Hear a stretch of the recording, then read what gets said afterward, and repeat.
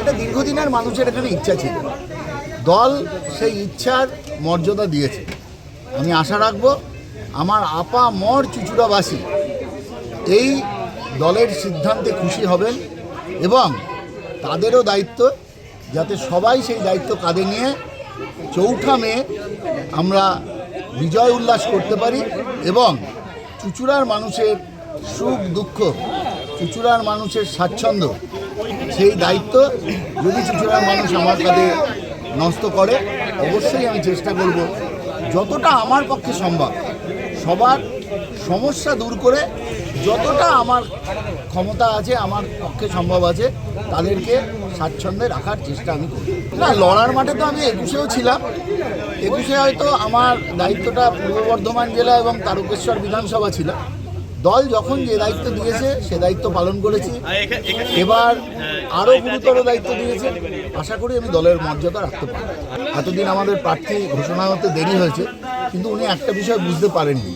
আপনি দেখবেন যখনই যে কোনো জায়গায় অনুষ্ঠান হয়, প্রথম যে গান গাইতে ওঠে মানে উদ্বোধনী সঙ্গীত, সেটা পাড়ার বাচ্চারাই করে।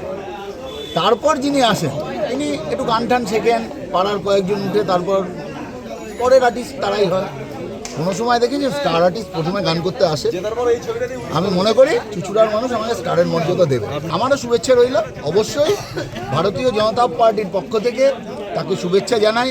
তিনি বহু দূর থেকে এই লড়াইয়ের ময়দানে অবতীর্ণ হয়েছে।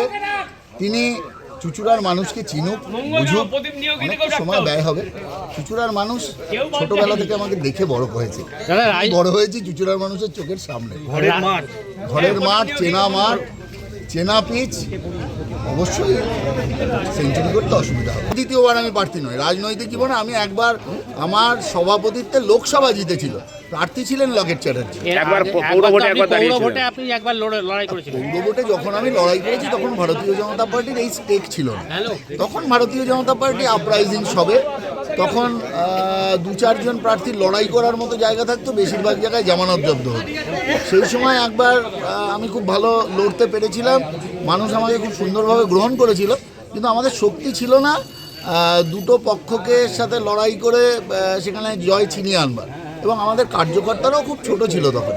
আজকে আমার কার্যকর্তারা যথেষ্ট যোগ্যতা সম্পন্ন এবং সবাই যেভাবে একদম নিচু স্তর থেকে উঁচু স্তর অবধি যেভাবে আমাকে সাপোর্ট করেছে, অনেক স্রোতের বাইরে গিয়েও যেভাবে দল আমার পাশে দাঁড়িয়েছে, আমি আশা রাখবো আমি দলের এই মর্যাদা রাখতে পারবো। 50,000 মিনিমাম মার্জিন। দাদা, অ্যাডজুডিকশনে বহু মানুষের নাম বাদ গেছে, সেই জায়গায় কি বলবেন তাহলে? দেখুন, এটা একটা প্রক্রিয়া, এসআইআর একটা প্রক্রিয়া, সেখানে কোনটা ঠিক কোনটা ভুল বিচার করার যাদের কাঁধে দায়িত্ব আছে সেই বিচারপতিরাই ঠিক সিদ্ধান্ত নেবেন। যদি কোথাও ভুল থাকে সেটা আমার মনে হয় যেটা ইসিআই এর সিদ্ধান্ত সেটা সবাই মেনে নিয়ে যেটা ঠিক হবে সেটা নিয়েই আমরা লড়াই করব। এটা ভোটে প্রভাব পড়বে না তো? ভুল যদি কিছু থাকে, বিচার করছে বিচারকরা, সেখানে আমাদের প্রভাবের কি আছে?